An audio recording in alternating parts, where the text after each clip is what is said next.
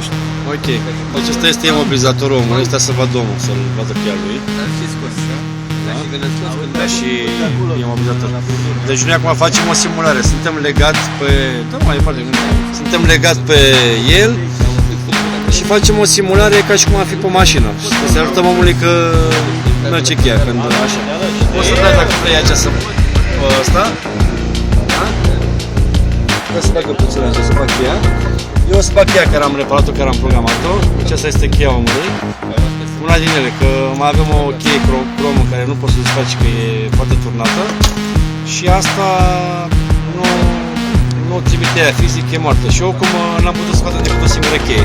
Bun, deci asta am programat, asta e bun, asta e funcțională complet. Deci o bagi, da? Se bagă. Merge, da?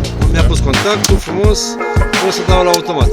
În momentul când fac treaba asta, trebuie să-mi apară și mie aici pe monitor că este cheia corectă. Nu mi-apare în loc. Ia, filmează acolo.